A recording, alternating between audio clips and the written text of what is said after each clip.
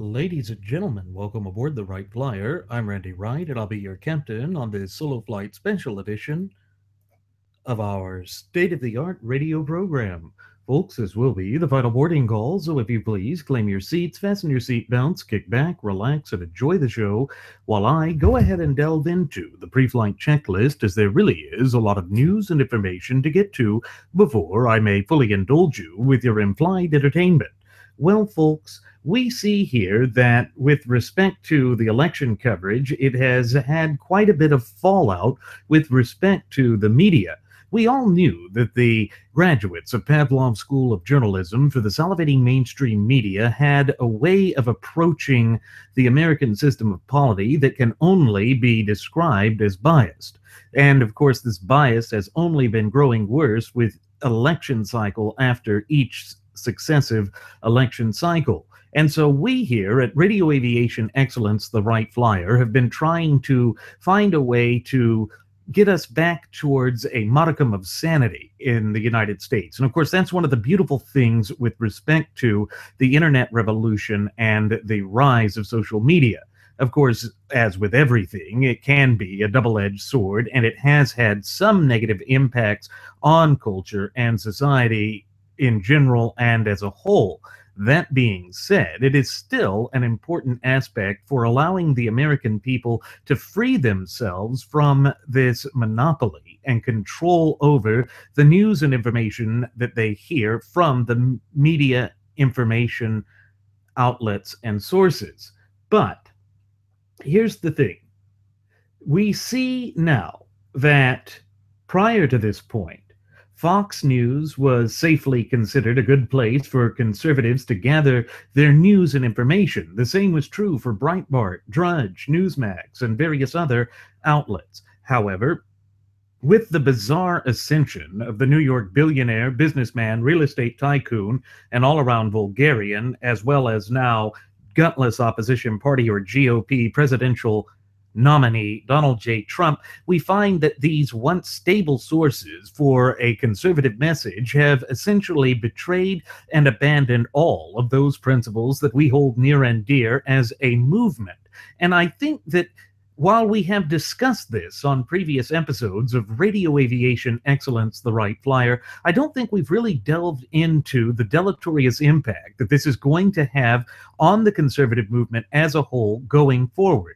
Because we do have to keep our eyes on the future. The future of our nation hangs in the balance, as well as our sovereignty in general. Everything that we hold near and dear in this once thriving and flourishing representative republic and vibrant community of popular sovereigns of ours is up for grabs. It's as though we have fallen into a trap that was completely avoidable, one that we could have seen coming if we had opened our eyes to the truth, but we had been whipped up into such a raw emotional frenzy that it has placed us in this untenable as well as unsustainable situation that we find ourselves in as I sit here and speak into this microphone conveying this message unto you. And I think that what we have to take to heart from all of this is that when you allow these things to come to the forefront, and particularly when you are vying for a conservative audience, if you are not true to your principles, and if you are not true to the message that you proclaim to have been founded upon in order to convey to the listening audience or watching audience or what have you, then they are going to find other sources to get their information. And one of the areas where we really see this come to the foray is with respect to the Fox News channel. CNN has topped Fox on the cable Nielsen ratings. And that really is saying something. Now, there can be no question that CNN is known for its bias and for projecting such a bias onto the American people. And therefore, it's kind of shocking that Fox, which had seen a niche market in conservative viewers, has abandoned that.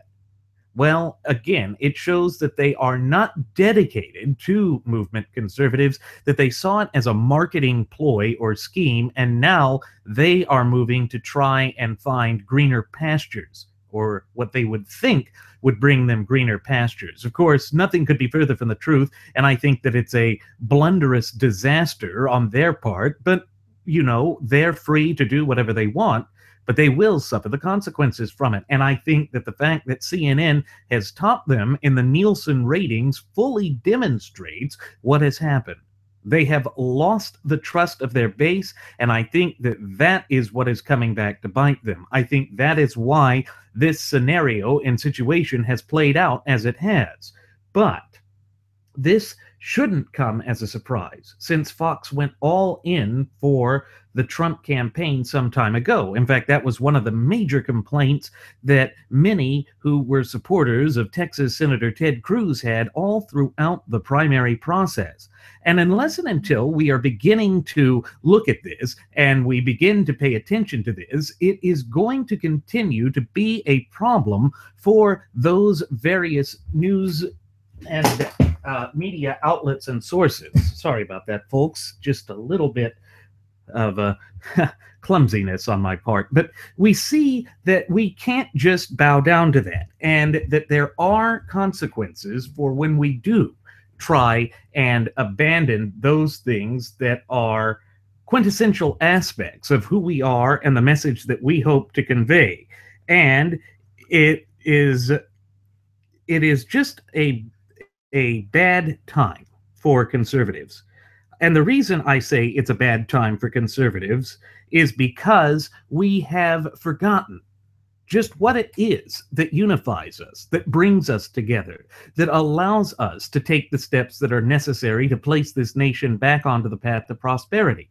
We have fallen into the trap of thinking that we can just look for some sort of messianic figure to get this nation back onto the path to prosperity, when in fact, when you go back to the actual design of our federalist, constitutionally endowed, representative, Republican form of government, we have to see that by the very design of how our government works, we must be the ones in our capacity as the true ultimate wielders of popular sovereignty to place this nation back onto the path to prosperity. No one else can do that for us. And it makes perfect sense when you stop and think about it in an objective fashion. Our founding fathers, during that long, drawn-out, bloody affair known as the American War of Independence, were literally fighting against the consolidated and centralized powers of the Crown and Parliament. They were advocating the Enlightenment ideals that find that the natural law tenets are far superior to other forms of government, such as the so-called divine right of kings, and therefore they wanted power to be squarely rested in the hands of the American sovereigns. And it is just amazing. It really is amazing that we have forgotten that. But it's not all that amazing when you stop and consider that the frothing at the mouth Fabian socialist leftists and their allies in the historical revisionists is the way that they want to just redefine us, and that they have done it through a plan of indoctrination for our up-and-coming generations and for those generations which have yet to be born. In other words, to completely, fundamentally, and dare I say irreparably redefine us, shifting us away from being a constitutionally endowed federalist representative republic into an unacceptable, frothing at the mouth Fabian socialist dystopia. These things are just not really going to play out well for the American people. It doesn't fit into our system of sovereignty. But, going along the lines of CNN and all of these media outlets, We know that their president, Jeff Zucker, I believe it is, yes, Jeff Zucker, came out and said that he has made a mistake by covering so many of Trump's campaign rallies in full. Paulina Firozi over at The Hill put out a piece exploring this contention in full. She quoted a BuzzFeed piece in which it was talking about the whole idea of what Zucker was trying to get at there. And what it comes down to is that Zucker said, if we made any mistake last year, it's that we probably put too many of, and then he said his, but that means Trump's, campaign rallies in those early months on the air and let them run. This is what Jeff Zucker said at the Harvard Kennedy School of Government. And that is, of course, according to that BuzzFeed article. In addition, Zucker said, listen, because you never knew what he would say, there was an attraction to put those on the air, meaning the rallies. Folks, this clearly demonstrates the dangers of intermingling entertainment and information.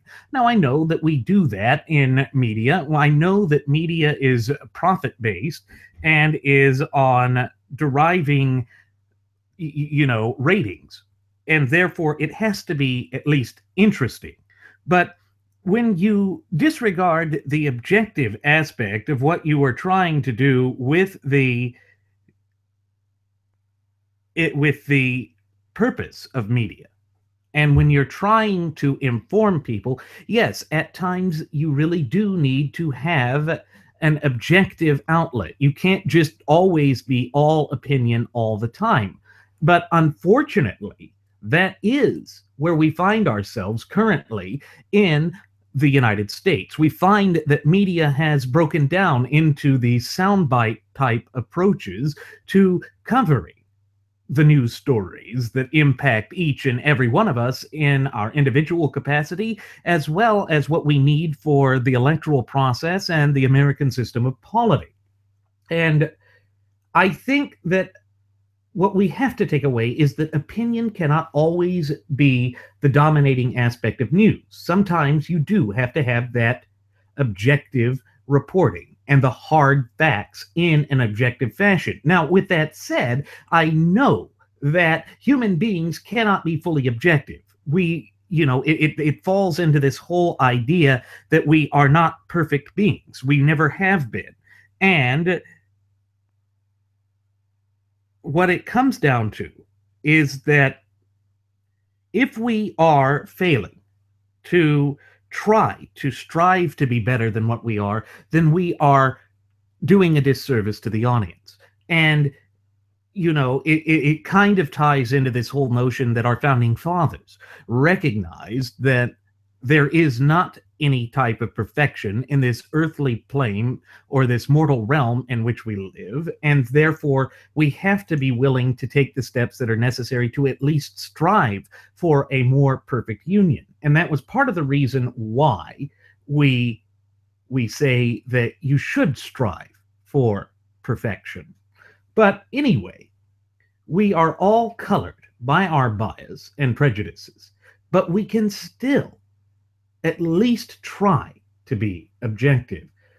But the American media has colored the way we approach our elections. And of course, it makes sense that that is the case. There's no way around that. It is the way that our system has gone forth, and it has really changed how we approach American politics. Back in the 19th century, we would have not approached politics in the same way that we do now. People would have read it in newspapers, and it would have taken more to gather their attention. Plus, we didn't have the conglomerations until the rise of William Randolph Hearst, who is the father of yellow journalism, who, through his newspaper conglomerate and media empire, really did begin to sway public opinion in the United States. And we are living in the shadow and in the wake of that. In fact, one of the predominant complaints that we've had about media coloring our electoral process, and indeed the entire American system of polity, comes from the Lion Branch Trumpidians. They have come forth throughout the election and said that they were sick and tired of the media choosing the gutless opposition parties or GOP's nominee in past election cycles. However, what Zucker has admitted is that once again, the salivating mainstream media has selected the candidate for the Republican Party. And there really is no way to deny that, folks, because they have really gone forth and said that they gave him too much time. And it really speaks volumes about where we have gone wrong, because it tells us that the media once again has colored the process. They have colored the process to the point of where they are dominating how we even think about the electoral process. And that is something that Trump was a bit of an expert with, because if you recall, he is a branding expert, and that is how he has managed to manipulate the American people, and it's how he was able to become the Pied Piper for disillusioned conservatives. But I think now that the media has turned against Trump, just as we have warned here at Radio Aviation Excellence, the Wright Flyer, that they would do, this is coming back to haunt us, because it is going to allow us to be painted that way. And the Lion Branch Trumpidians have, by and large, become the very thing that they claim to hate, because they said that they were against the media, as you recall, choosing our election for it, and they then refuse to acknowledge that that's exactly what has happened in this rather disastrous 2016 presidential election cycle. But it is what has happened. They have allowed that to come to fruition, and again, it has played out in a deleterious way for all of us as American citizens. And I find that shocking, staggering, but it is what we have to face. These simple facts that cannot be ignored have literally dominated this 2016 presidential election cycle. There is no way around that. And the problem with 2016 is that we as conservatives do not have a voice in this election cycle. And I think that that too is what we wanted to avoid. And of course, the detente wing of the gutless opposition party really wants to push conservatives out. They're embarrassed by conservatives. They loathe and despise conservatives. And what they really want to do is to redefine themselves as a party which is just an opposition party, one that doesn't have to stand for anything, one that doesn't have to promote the values that they claimed were the cornerstone of what it was that they were hoping to achieve. But we know better than that. We know that that is a disaster. And what Doug P. at Twitchy has put up is a story covering how Clinton has set her sights on gun manufacturers again after a judge dismissed the Sandy Hook family's lawsuit against firearms manufacturers. Now, in the past, the conservative movement would have been very quick to jump on this, but they haven't. Again, because our voice has been stifled.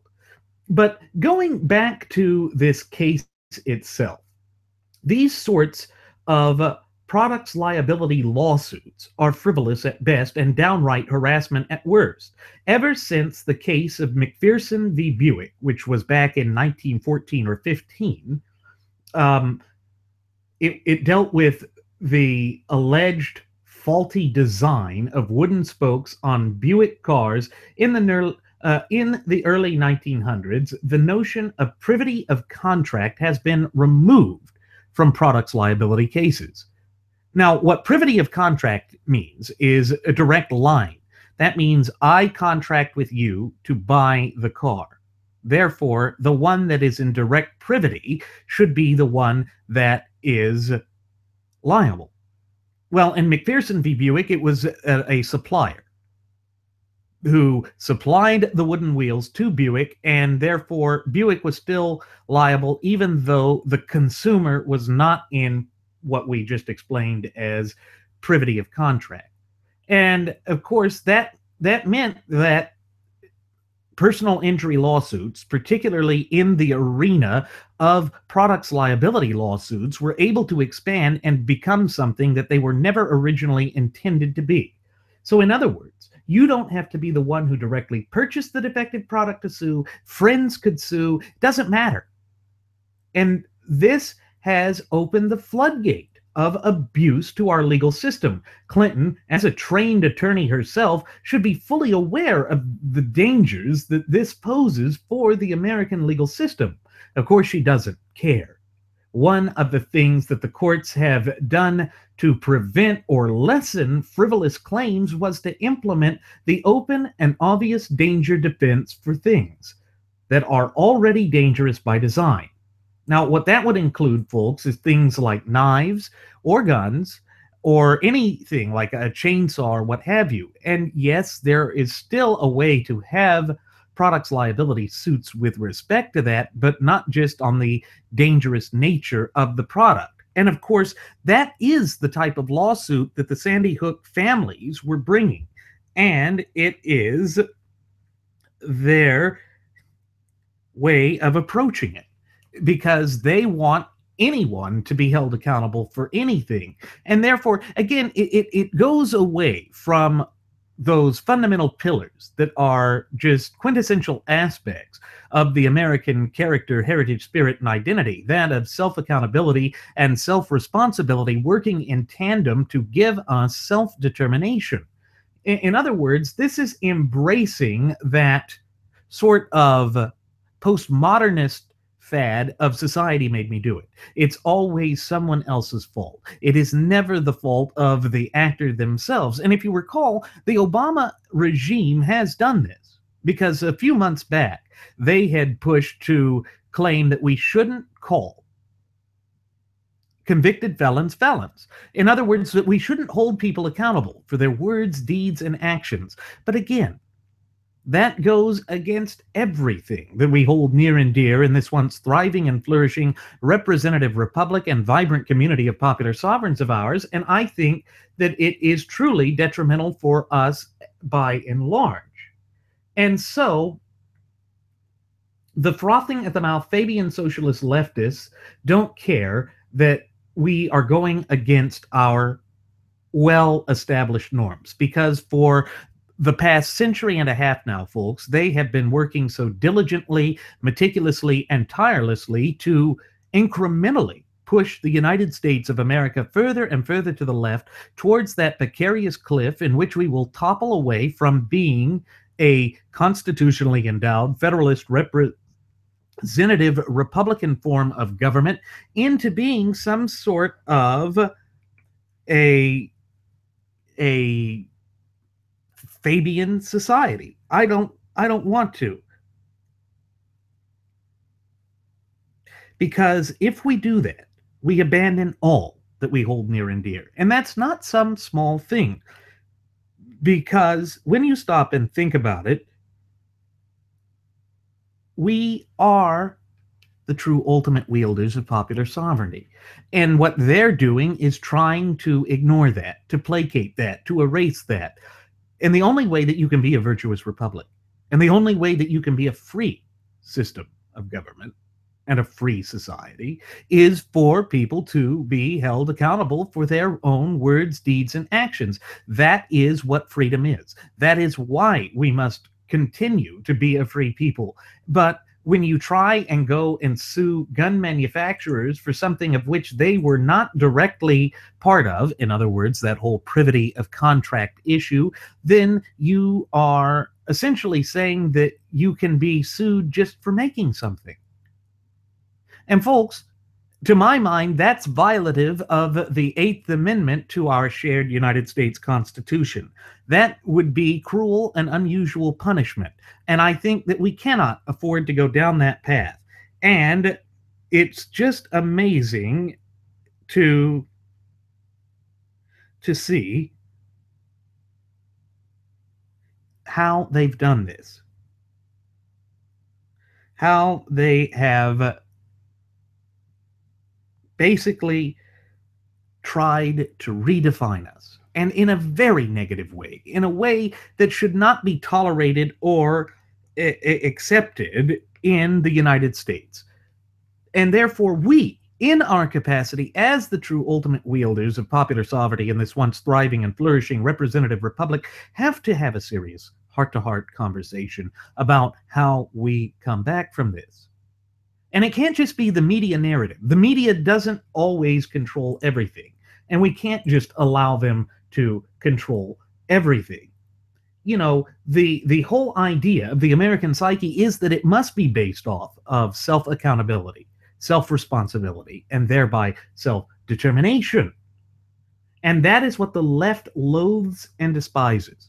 And I don't even think Trump has a decent handle on that. I don't think Trump realizes that that is a sort of system that faces us. And it is. It is the problem we face. It is what is redefining us and threatens us. And therefore, we must be cognizant of this and react to it appropriately. Now, I know that that's far easier said than done, but if there is any nation and any people on the face of God's green earth that can overcome these sorts of hurdles, obstacles, and adversities that have been placed on our path, it is we, the people of the United States of America, that can overcome them. And we can. We can and we must, because there is no choice. There is no alternative. We must do that. And what it comes down to is they want to attack, they being the leftists, the whole notion of self-determination. The media has encouraged this sort of drivel, and it works against the very national identity of the United States. We have to get back to self-accountability and responsibility if we ever hope to place the nation back onto the path to prosperity. Now, it's never easy to admit that that is what we're facing in the country, but that is the first step. It is the first step to making us aware of what we are facing and how we can come back and place this nation onto the path to prosperity. Now, of course, they will continue to try and obfuscate that. They'll continue to try and say that that is some sort of radical and fundamentalist position to take. But no, it goes beyond that. It goes back to who we are, both as a nation and as a people. And of course, the whole idea of our national psyche being corrupted and perverted by its media outlets and pundits is never something we like to admit. We don't like to admit that there are forces which proactively work to fundamentally redefine who we are, both as a nation and as a people, but that is what we're seeing. We see that they have that sort of power and that they are working to that level to try and redefine us. And I don't accept it. But after 2016 and this disaster of an election cycle, there can be no question that these forces are working deliberately and purposefully to deceive the American people. Part of that is the replacement of fact-based journalism with all opinion all of the time. Unfortunately, this is where the United States of America finds herself at this moment in time. But again, by fostering that fluent and working knowledge and understanding of our shared United States Constitution, we can overcome these hurdles, obstacles, and adversities that have been placed in our path. We can be that rigorous people that our founding fathers always intended for us to be, and that means that we continue to stand up for liberty come hell or high water. That is what makes us a great people. That is how we can overcome everything that does face us. Now, I know that it never seems comforting or comfortable to have to admit that or to face that. But if we do, it means we are that much closer to actually placing this nation back onto the path of prosperity, and that is something that we must do. And it is something we can do because we are a free nation and a free people. And we have always, understood just how important our fundamental and inalienable God-given rights are. That is why it is so imperative for us to foster that fluent and working knowledge and understanding of our shared United States Constitution, and thereby being able to proactively maintain and safeguard our fundamental and inalienable God-given rights. All right, folks, staying on this media message that we have been, and the way that it's empowering and, dare I say, encouraging the madness that currently grips our nation, we see that Dr. Ben, I'm a victim, get me a new suit, Carson, the rocket surgeon, has gone on to the media outlets to proclaim that we should set aside our Christian principles to elect Trump. Now, isn't it amazing that this is what comes through? It's almost as though we are engaging in a bit of an intellectually disingenuous position. Because again, if we don't go forth with our principles, we're literally going forth with nothing. We're showing that we don't stand for anything, and that means that we will fall for everything. And I think that that has come to the forefront time and time again in such a way as to work against who we are, both as a nation and as a people. And I think that that is something that cannot be tolerated, that cannot be accepted, because again, it doesn't speak to what we are hoping to accomplish and achieve here. And I think that that does a great disservice for all of us. But how could anyone in their right mind find this a good or proper thing to say? It just baffles the mind. But everything that Carson has said ever since he decided to endorse Donald Trump has been way out there. It has been disconnected or discombobulated from the truth, and I think that that too works a great disservice to the American people, particularly with respect to the conservative movement. It's not something that can be ignored. It's not something that we should ignore. And unfortunately, the way they are playing it out, it just does work against all that we hold near and dear. And it's shocking that we have to find ourselves in this position. But anyway, going with this, we see that that's exactly what the good doctor had to say, that we should give up our values and principles. I've actually got a video clip of him saying exactly this, and I'm going to try and cue that up now, folks, so that we can hear it from the man's own lips. So what I'm going to do now is turn the camera off here and switch over to the video so that we can watch that. And I want you to reflect upon just how out of character this seems, just how outlandish it seems. And so what I'm going to do is, first things first, get the system set up to work where it'll help me. Okay, I've got that. Well, that's not working. It's supposed to do the entire screen. Bear with me, folks. Just a little bit of technical hiccup here. Okay, there we go. We now have that going, and so what I can do is come over to Ben Carson's little video clip here and then switch over to the audio. So here we go. After all, I want to push you on this allegations of sexual abuse, because you seem to be suggesting this morning in this interview with your description of the first-class cabin and in previous interviews that these women are lying. The real reason that women who have been sexually abused don't come forward to talk about their stories is precisely this, that all too often they are accused of being liars. Are you saying that these women are lying? That's your characterization, because you need to characterize it that way to try to make me the bad guy. No, but here's the fact. You just said it's a question. You're describing a first-class cabin where there was Stop. Hey, can you turn her microphone off, please? No. Turn her microphone off so I can talk. No. It's a simple question. Yes or no? Do you believe these women are lying or not? Nobody's trying to paint you as a bad guy. We just want an answer. Straight talk. It doesn't matter whether they're lying or not. Of course it matters. What matters, listen, It doesn't matter whether they're lying or not. What matters is that the train is going off the cliff. We're taking our eye off of that, and we're getting involved in other issues that can be taken care of later. If the campaign is saying, and you are suggesting that they are lying because this possibly couldn't have happened because of the way that first-class cabins are designed and their air hostess is there, which is implying that you think they are lying, that they're not telling the truth, then that's a huge issue. Okay.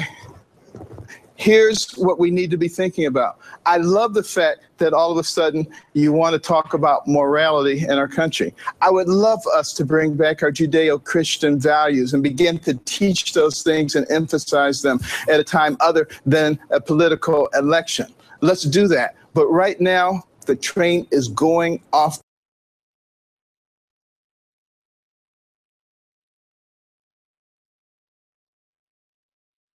Folks, you just can't make this stuff up. You really cannot make this stuff up. And unfortunately, that is what Carson is doing. And I think that it plays into the narrative of the left. It plays into this wickedness that they're wanting to foist upon us. And Carson really should know better than that.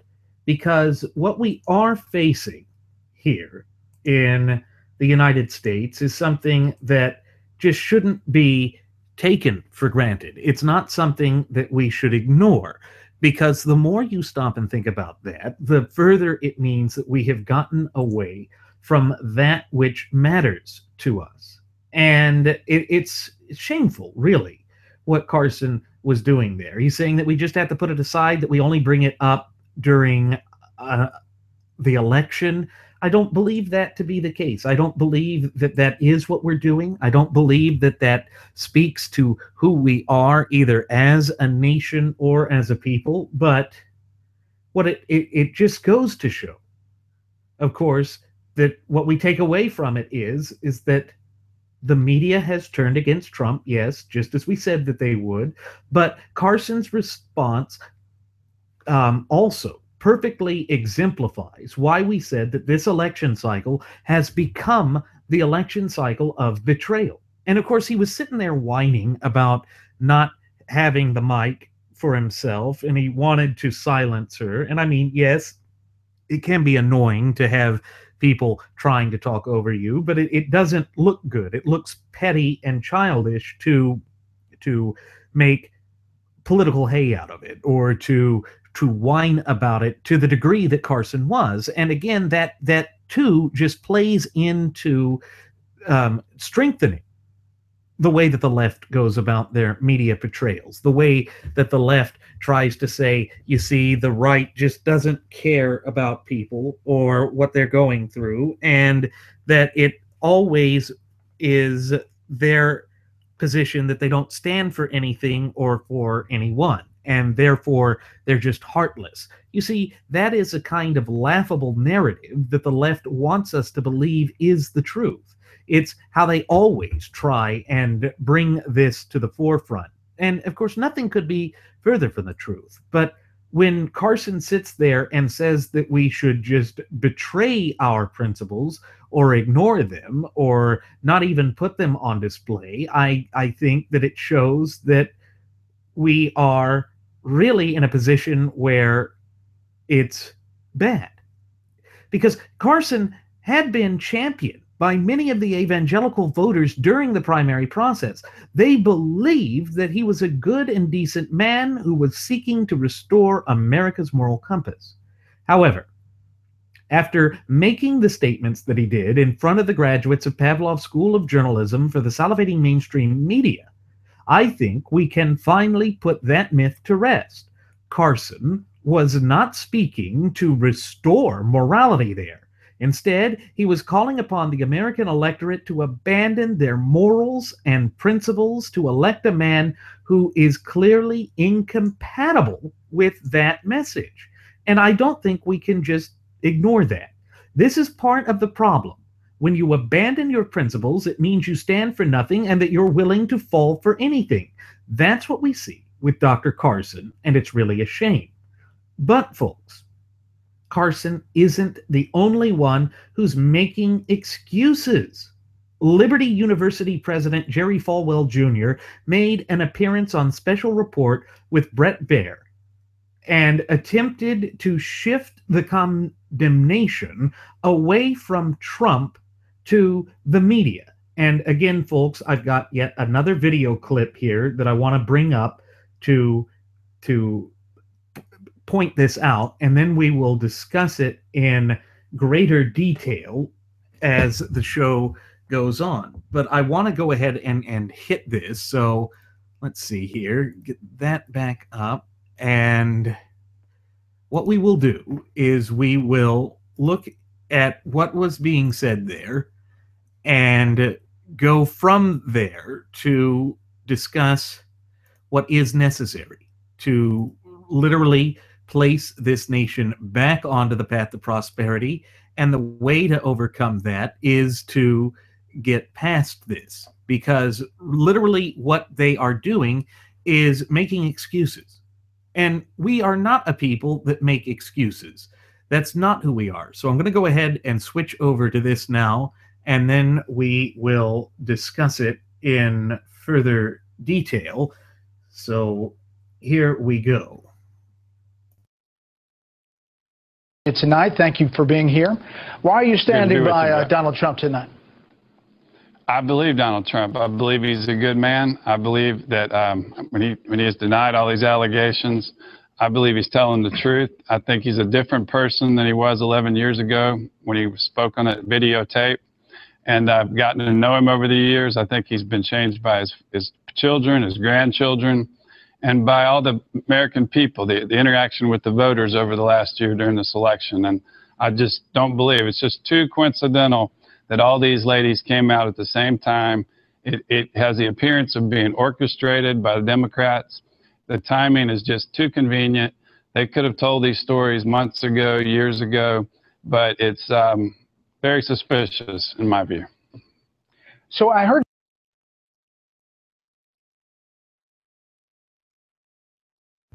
irrespective of whether it is suspicious or not, and whether what they're doing is trying to help Hillary, there is no question in my mind that Hillary is that type that would go out and lie and would cheat and steal and try and set this up to where it's to her benefit. There's no question in my mind that she would engage in that sort of behavior. But it does not speak well for the evangelical movement.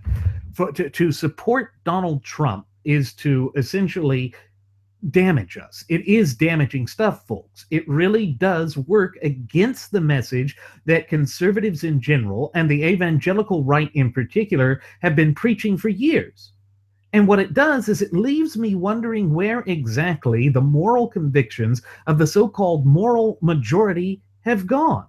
Because if you stop and think about it, what Donald Trump has done and what he has continued to do throughout this campaign, and the slanderous way that he has engaged in his stump thumping throughout the campaign process, there is no morality to that. There is no decency with that. That is something that should not be accepted in the arena of American politics. But yet, folks, here we are. We are facing that. We are having to overcome that, and I don't see it improving at any time in the foreseeable future. And where it does here is makes it seem as though we've forgotten that such a thing even existed, that of the moral majority. Do we even talk about that anymore? No, of course not. Why? Because we have abandoned that. We have relinquished that to the left, who's doing everything in its power to fundamentally, drastically, permanently, and irreparably redefine conservatism, the conservative movement, and who we are both as a nation and as a people. And folks, we cannot ignore that. That is something that should be of concern for us all. It really should be. Of course, what makes all of this worse is that it gives credence to a lot of the old and at one time laughable claims of the left about the culture of corruption. Recall that Nancy Pelosi boldly proclaimed back in 2006 that by them coming in to power, in other words, Tom DeLay being pushed out and the Republican Party losing its majority in 2006 in the legislative branch of government, that the culture of corruption was over. But that wasn't the only time she used that term. She had used it in an interview to say that, look, it is a culture of corruption, particularly when speaking about Tom DeLay. And I do have a video clip of that I want to bring up. So again, I'm getting ready here to bring that up to the surface. So here we go. We are getting that video up, and then we will discuss it in further detail. So let me just get that up. There we go. And it's amazing when you stop and recall this, and then look at where we are now. So here we go. Pelosi, do you have any problems with Tom DeLay speaking on the House floor today to give his sort of swan song? Mr. DeLay can speak on the floor any number of times. I do have a problem with giving unanimous consent for the business of Congress to be interrupted for that purpose. We have serious business before us. The American people have great needs. I think we should be addressing those. What do you think Mr. DeLay's legacy is going to be? How do you view him as a Well, I think a large part of his legacy will be a culture of corruption that he built here in the Congress of the United States. The Washington Post calls it a criminal enterprise operating out of the leader's office. So there it is. There it is. We see that she was trying to use that culture of corruption verbiage to attack who we are as a nation and as a people, and to redefine the things that matter. And of course, that is the way she wants to play it. Because again, it ties into their narrative, which makes absolutely no sense to anyone who is thinking about anything with a modicum of sanity, with a modicum of truth. And it is really something to see that we have abandoned the position where we could say that that is not who we are, that is not the way that our nation is, and that all of a sudden we are in that untenable, unsustainable situation. It's giving credence to all of this nonsense that she has been speaking about, and I think that that really works against us. And why the left is allowed to get away with all of this is beyond me. But when we support someone like Donald Trump, it is validating the outrageous claims from a decade ago. Don't think that the frothing at the mouth Fabian socialists won't attempt to use this to their benefit, because they used that fluff and nonsense to their benefit some 10 years ago, and now that they think that they can secure the presidency for Hillary Rotten Clinton, they are going to double down on that. That is just who they are. That is what they've always done. That is what they will always do.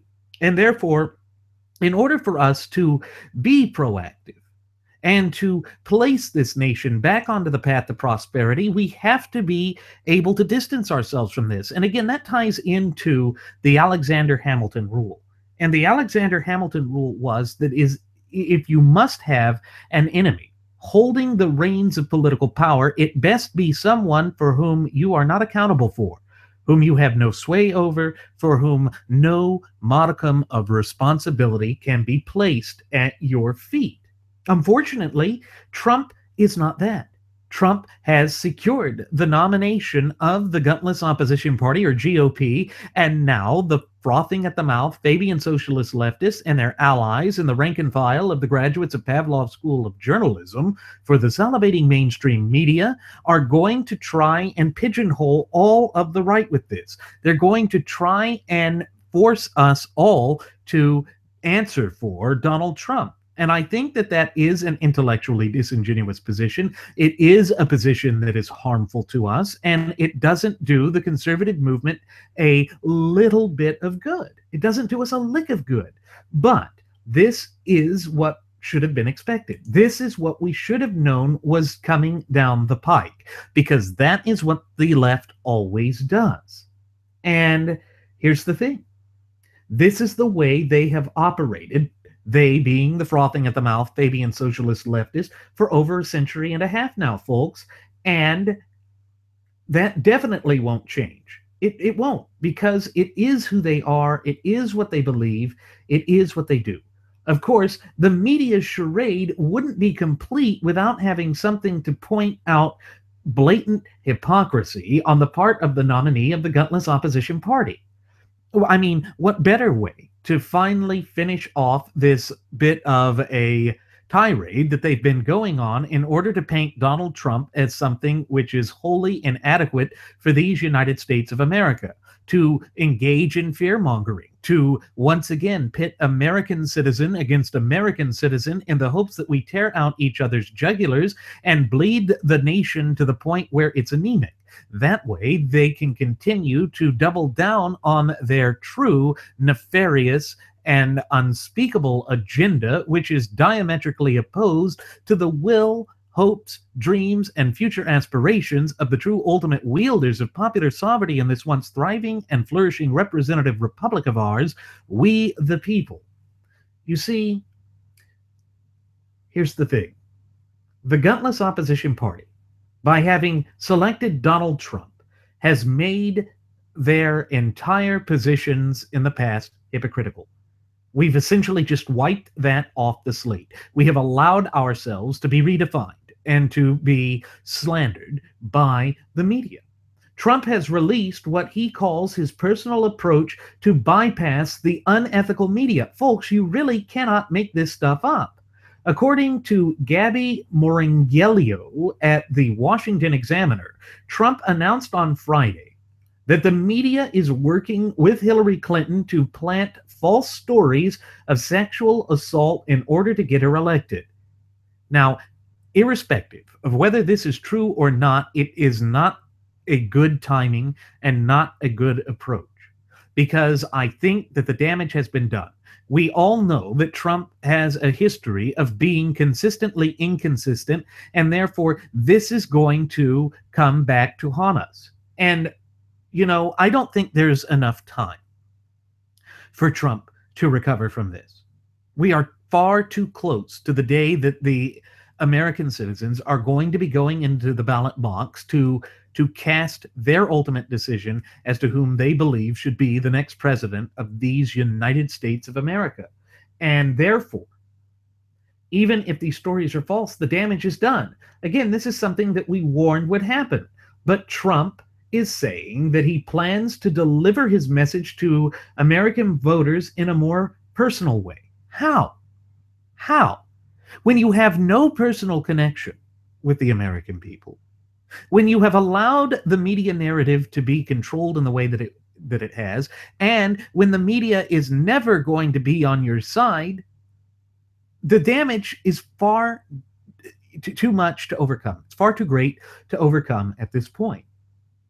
And, you know, you can try and deliver your message in a more personal way, but what exactly this more personalized message isn't apparent, nor do I really care to know what it is, because I think that the damage, as I just mentioned, is done, and that Trump can only attempt to place a Band-Aid on a mortal wound.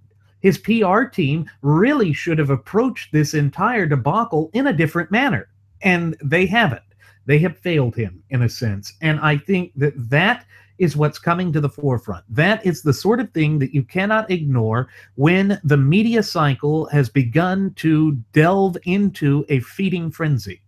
They are like sharks circling around the bottom of the boat, ready to attack anything that falls overboard, and Donald Trump is going to just jump overboard thinking that he is invincible, because that's certainly the type of imagery that he has conjured up for himself going back to the primary process, and indeed back to the time that he officially threw his hat into the ring in July of 2015. But I do not believe that this is something that is going to work well for the gutless opposition party or GOP. And here's the thing. Here's the thing. They thought that he could overcome anything. And the reason they thought this is because he had managed to develop this persona of being the Teflon Dawn all throughout the primary process. Of course, the reason that this was able to come into fruition is because that time, the graduates of Pavlov's School of Journalism for the salivating mainstream media were doing whatever they could to promote Trump. Recall that Podesta in his emails said that the only hope that Hillary Clinton had was for the New York vulgarian Donald J. Trump to clinch the nomination for the GOP. And that is exactly what has happened. And it is causing all sorts of internal strife and chaos within the gutless opposition party. They're running around like a bunch of chickens with their heads cut off, unaware of how to overcome this disaster. And it is a disaster, one that we cannot just continue to ignore. But that is what Trump has been doing. He doesn't listen to his people. He doesn't listen to his campaign staff and personnel. And I think that this is working to his great detriment. Unfortunately, the sort of scorched earth policy and tactic that he has employed, again, dating back to the primary process, has been a fiasco for the American people. It has left us in this untenable and unsustainable position, and it also shows us that Trump is wholly unelectable. And unless and until we begin to set some distance between ourselves and the values and principles that we hold and adhere to, this is going to be a field day for the frothing at the mouth Fabian socialist leftists who are hell-bent on the utter annihilation of these United States of America, both as a nation and as a people. Folks, I wish this weren't the case, and I wish that I had words of comfort and solace to convey to you with respect to this, but there are no such words available.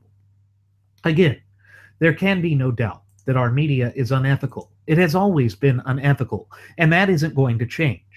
Unfortunately, we have allowed ourselves, by being whipped up into a raw emotional frenzy, to pick for our nominee the very candidate that basically satiates and satisfies all of the frothing at the mouth Fabian socialist leftist diatribe with respect to us, and that comes back to haunt us, to haunt and harm us at every step of the way.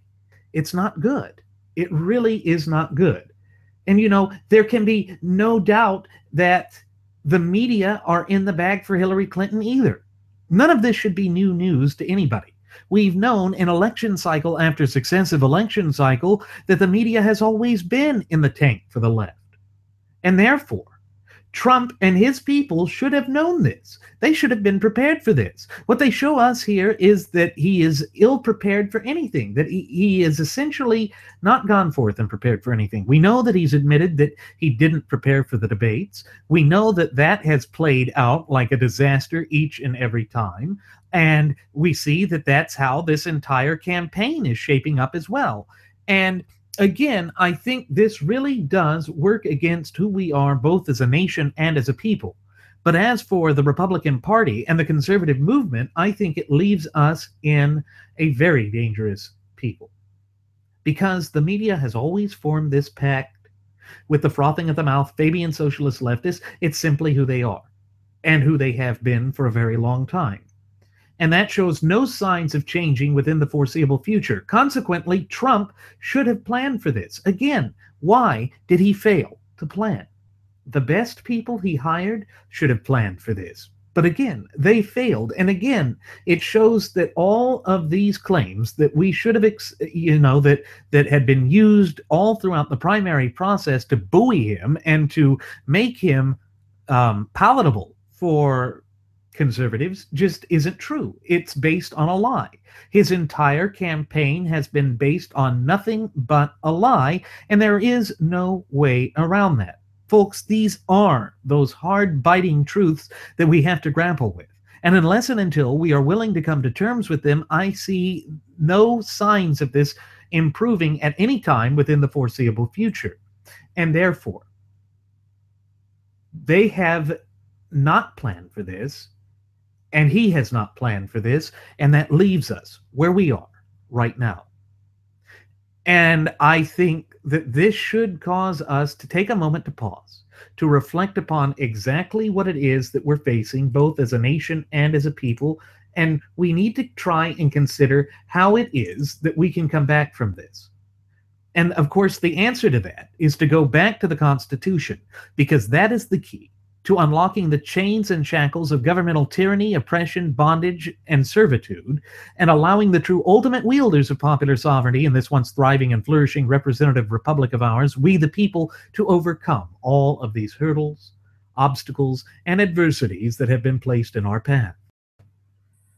So, folks, staying on this media narrative, because it really is a big and important narrative to keep in mind, I think that what we need to do is talk about Chris Stirewalt over there at Fox News, who's one of their political wonks. He has come forth and said that that if Trump really thinks the press is rigged, then why is he helping them? And I think it's so important that we ask that question, because it really does speak volumes about what we have been encountering in this 2016 presidential election cycle. It's this common refrain from Trump that we've heard over and over again, repeated to the point that it's now essentially just being ad nauseum. And therefore, I actually have the video clip of this that I want to key up. So going to go ahead and switch over to that right now so that we can hear it and then discuss it in further detail. And so let me get that set up. Stirewalt really did have that interesting message to try and convey with respect to Trump. And it's funny. It's funny if the consequences weren't so dire, weren't so drastic, and weren't something that we'd have to keep in mind, but we do have to keep them in mind. And so here we go. I'm going to go ahead and cue this up now. Stirewalt, co-host of Perino and Stirewalt, and Howie Kurtz, host of Media Buzz. I mean, listen, they've been coming after the media from Team Trump for months now. It does seem to be reaching a fever pitch, though, Chris. And now there's a Mexican, too. So you've got it all. I don't know why you would need, if there was a conspiracy, let's say there was a conspiracy that, as Trump says, bankers and a global elite and this Mexican billionaire and Hillary Clinton are all part of this cabal to defeat Donald Trump. Why is he helping them so much? Why does he help them every day? Why does he go on the campaign trail and say that the women that accuse him of sexual assault were too ugly? Why does he go on the campaign trail and make in an aside when he's defending himself on sexual assault? Does he stop and say, by the way, I don't think that Hillary Clinton's attractive? It doesn't take a conspiracy to defeat somebody who is defeating himself every day. I do not understand it. By the way, And we don't understand it either. We don't understand how it can be that someone like Trump could continually go to such a degree as to essentially be harming himself each and every time that he's going up in front of the cameras of the graduates of Pavlov School of Journalism for the salivating mainstream media. If anybody is harming Trump, it's Trump is harming himself. And that's something that we have to take away from this. It's something that is what he does. And it just cannot do what he is saying. Because really, he's trying to obfuscate blame. He's trying to engage in the sort of thing that he has always done. Of course, we have an answer for why Trump is helping the press. And that answer is this. It's because Trump wants to create a media empire all unto himself. I know that we have reiterated that on previous episodes of Radio Aviation Excellence, the Wright Flyer, and it's not something that can be ignored. But by doing that, he creates this big spotlight for him. And that's what he's always wanted. He's wanted to be the center of attention. He's wanted to be in the spotlight ever since his days as the host of The Apprentice. And therefore, he has to outdo himself each and every time. And what it comes down to, folks, is that he's trying to create this big attention-grabbing thing, and so then he can go forth with a stabbed-in-the-back myth that allows him to keep all of the Lion Branch Trumpidians congregating there in the Trumpidian Tabernacle together to then propel this media interest of his, creating Trump News Network, for lack of a better term. And so what they're going to do when they create this is it's going to discredit everyone else, and it allows him to say, see, if those mean old Republicans and those mean old Democrats and the media hadn't lied, then I would have been president and things would be bigly good. And so he will go forward, and he will try and keep this momentum going to then personally gratify himself. That's what it comes down to. It comes down to he wanting to line his own pockets. And recall that back in 2000, he had said that he would be the first presidential candidate in the history of American politics to actually make money off of running for president. Well, we now know how that is the case. Folks, that's part of the problem. Trump is attempting to claim that there is some great quaffspiracy theory against him, but it's not a quaffspiracy theory or a conspiracy theory.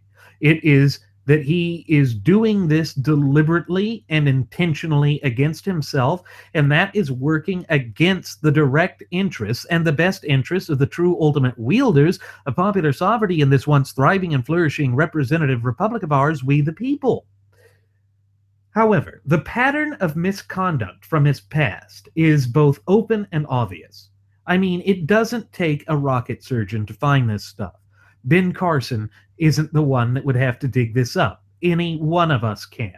In fact, anyone who's done any digging with respect to Trump's past would know that there is this undeniable pattern of just saying outlandish things, being a hypocrite, just pushing over and over again until there is nothing left to push his agenda forth. And again, if we can find it just by doing simple Google searches, then this means that Trump should have known that these things were out there and available to the press, because any reporter worth their salt is going to start digging to find dirt. This is part of the vetting that should have happened at the primary process. Now, where the graduates of Pavlov's School of Journalism for the salivating mainstream media have truly done a disservice to the American people is that they didn't engage in this during the primary process. They waited until it was too late. This was part of their plan, their goal, and their agenda to push forward this unacceptable candidate. And again, it goes right back to that email message in which Podesta said, look, the only way that Hillary has a modicum of a chance of winning this is if the gutless opposition party, or GOP, puts up Donald J. Trump as their nominee. And that's exactly where we are. And it has played out that way. And what a disaster it is. It truly is a disaster for us. You see, with the information revolution that has occurred with respect to the emergence of the internet and social media, digging into a candidate's past is now easier than ever before. And yes, that's a bit of a double-edged sword. I mean, there was that guy who wore the red sweater. They found out that he apparently liked pregnancy porn, and they used that to attack his character. That shows some of the danger that's with this.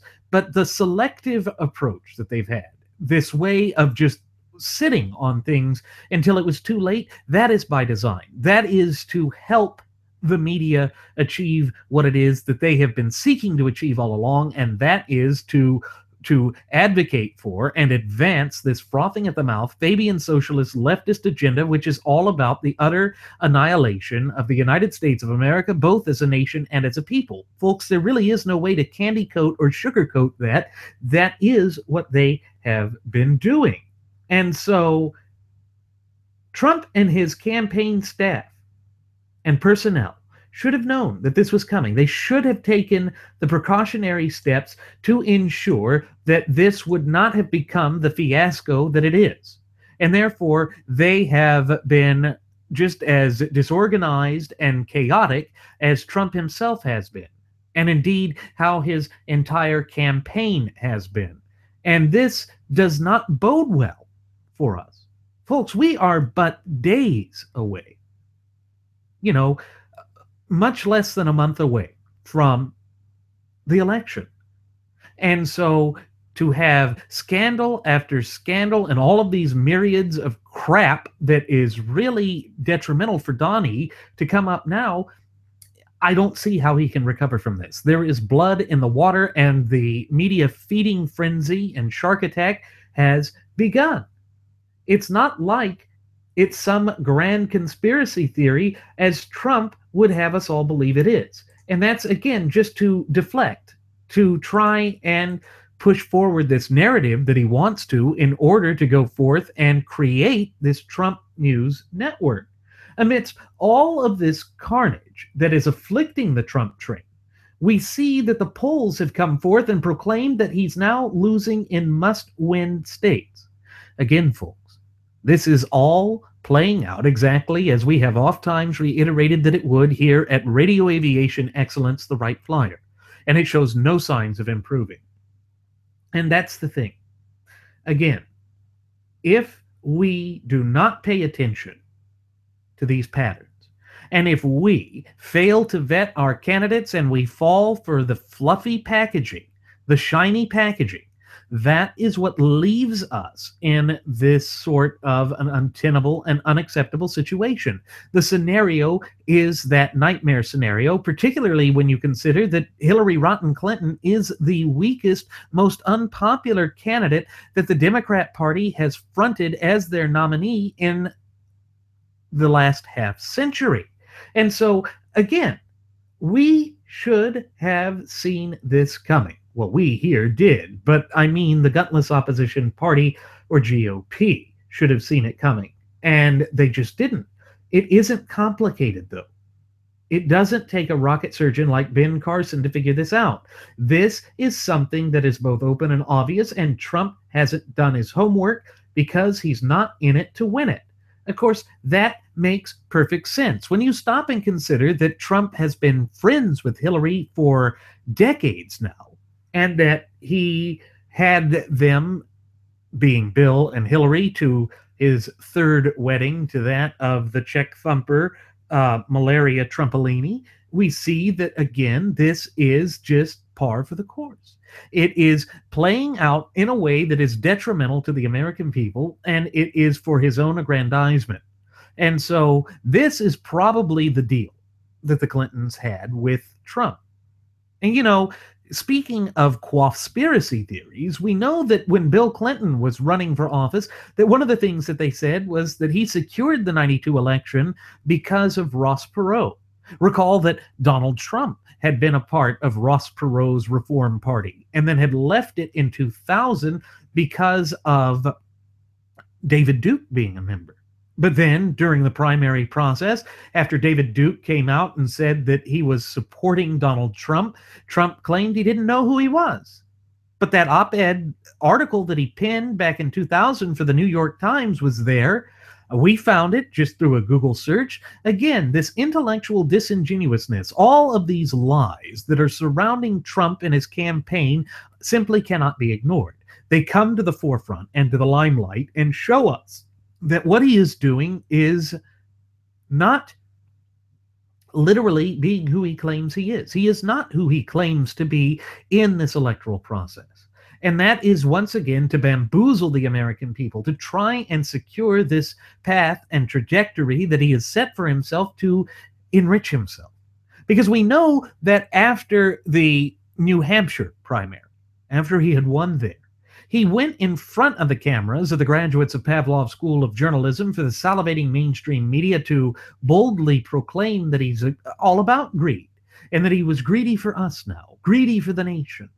Well, that was, I think, perhaps a Freudian slip. It showed who he is. It showed what he wants. And yes, he is greedy. And we are the suckers. We are the marks that have been set up to fall for this trap, and that is what he has been hoping all along would come to fruition. And unless and until we come to terms with this, the Republican Party is dead on arrival. In fact, I'm afraid to say that the Republican Party as a political entity is basically stick a fork in it, it's done. Because they have fallen for this. They have betrayed conservatives. Rinse and Repeatus, as the party chair, has gone out and done deliberate threats. And therefore, again, we don't stand for anything. And so we'll fall for everything. And that's where we are. It is open and obvious. It is something that works against us. And of course, he doesn't want to win it. You can't put it any other way. Folks, this is what happens when people sell their soul for the hope of victory. It's like what Benjamin Franklin said. Those who sacrifice essential liberty for a fleeting sense of security deserve neither liberty nor security and shall surely have neither.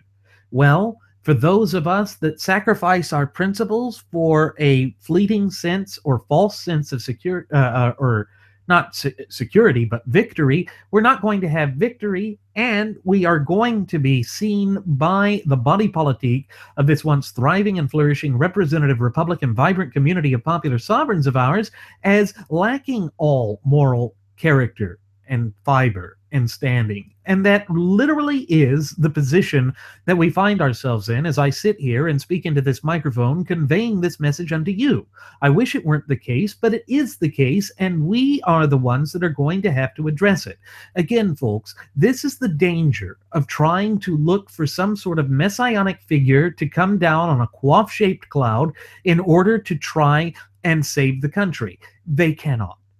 By the very design of this constitutionally endowed federalist representative republic of ours, it is we the people that must proactively maintain and safeguard our fundamental and inalienable God-given rights. It is we the people that must proactively seek to place this nation back on to the path to prosperity. There is no other way for that to be, and it is by the inherent and intrinsic design of our government as our founding fathers intended it, going back to the inception of this nation some 235 plus years ago. That is the harsh and stark reality of what we face. But unfortunately with Trump, we see that the charade continues. He is going out there and trying to say that everybody's just mean to him. And I find that highly hypocritical when he is the one that had gone forth and thrown out ad hominem attacks. He's the one, as Chris Stirewalt said there, that keeps calling these people ugly instead of saying, look, it's not who I am.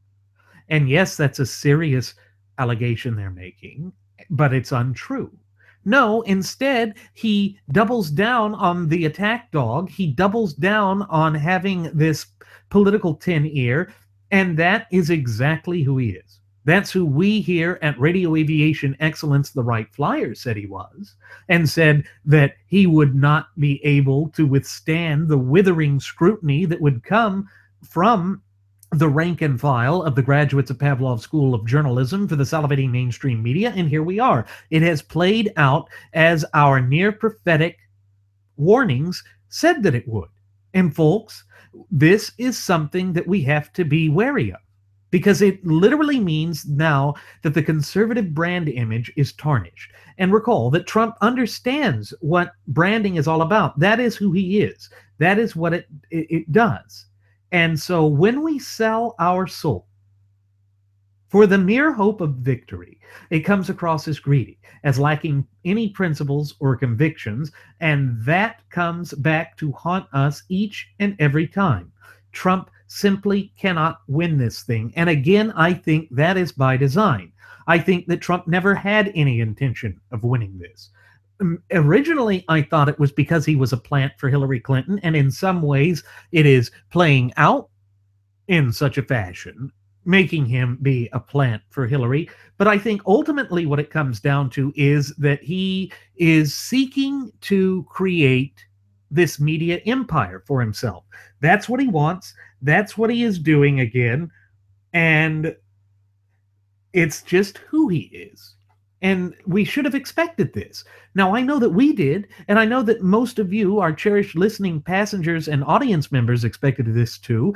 And I think that that's part of the reason why the Never Trump movement really did gain as much steam as it did and was as powerful of a movement as it was, because it speaks exactly as to these dire threats that Donald Trump really is, what he constitutes and what he poses for not just the Republican Party, but for our constitutionally endowed federalist representative Republican form of government. These are the sorts of things we simply cannot ignore. But he wants us to ignore them. He wants us to ignore them because he sees this as his path to get even more wealth and power. Throughout it all, we have to ask ourselves, what is it that we are trying to achieve? It can't just be victory. Victory without morals and victory without principle is no victory at all, because it means that the nation will continue down this path to ruination. And it plays directly into the sort of sophistry that has been pushed forth by the frothing at the mouth Fabian socialist leftists in order to redefine us. It's all of this emotional drivel. It's all of this sort of penultimate concerns that do not speak to who we are, either as a nation or as a people. That's the one constant theme throughout this election that I think has been lost, that we don't know what it is that we are seeking to achieve, that we are grasping for straws, that we're looking to become something that we were never originally intended to be. And I think that, again, that plays to our great detriment as a nation and as a people. Again, the gutless opposition party doesn't really stand for anything, and it shows. They try and walk back the things that Trump says, but again, as the warning that we gave to Mark Levin when he decided to say that he was going to vote for Trump, it's that you can't escape the stupid things that he says. Now, I know that Mark Levin had said that he cannot be held accountable for the stupid things that Trump says or the stupid things that Trump surrogates have said, but that is certainly not how the media narrative is going to be with respect to any and all of this. And it shows, again, why we should have had reservations, why we should have had second thoughts and shortcomings with respect to deciding to throw our lot in with the New York Vulgarian. Because, again, he does not represent conservative values. He does not, he is not going to rule as a conservative. I know that that's one of the things a dear friend of mine had said. Just because Trump is not a conservative doesn't mean he wouldn't rule as one. No, here's the problem. Trump has been a frothing at the mouth Fabian socialist for the vast majority of his 70 years spent on God's green earth. That's not going to change. And the way that he's gone out, and the way that the Lion Branch Trumpidians have gone out and said that they aren't going to support conservatives down ticket as a way to get revenge, that tells me that the whole goal of this was to strengthen the left, to allow the left to continue their frothing at the mouth Fabian socialist agenda while to proclaim that they're conservatives. It just doesn't make sense. It doesn't make a lick of sense unless you consider that this was the goal all along. And of course, the other pattern with respect to Trump is that he never admits defeat. He didn't admit defeat in the business world. That's why he created those alter egos of John Barron and John Miller to try and spin it in the media, to try and look good, when in fact it was his own incompetence that had brought that about. It was his own willingness to bend the rules and not be moral and not be ethical that brought this again to the forefront. And I think that we ignore this at our great peril. And unfortunately, there are far too many so-called alleged conservatives that are willing to go down this path, that are willing to abandon their core convictions, values, and principles, and that leaves us holding the bag. It leaves us in an untenable situation where the Democrats are strengthened and the Republicans are left looking wholly weak, wholly stupid, wholly disconnected from reality. But that is where we are. It is what we find as the new thing that just is coming up. And so with Trump and his campaign being disorganized, they're also in chaos, and they have allowed a horrible candidate to become the nominee for the White House. And that's the same with the party. The party is chaotic. The party is disorganized. The party is not standing for anything that it proclaimed to. And so what does it mean? How do we get past this? Well, we have to look at who these people are. We have to vet them early on. We have to demand and hold the feet of the political powers that be to the fire to make them do what their job is. You see, for far too long, we've allowed a detente mindset or a live and let live mindset to dominate the entire arena of American politics, and I think that that plays out to our great detriment each and every time that it comes to the foray, that it comes to the surface. And so unless and until we are willing to hold people accountable for their words, deeds, and actions, I think we are going to continue to see this cornucopia of muck, garbage, and trash rise to the surface and redefine who we are as a nation and as a people. And we can ill afford that because of the stakes being so high. Now, the media and the leftists will be able to tarnish the conservative image and brand for generations to come. And of course, that plays directly into the goals and the twisted, dark machinations that they've had for year after successive year.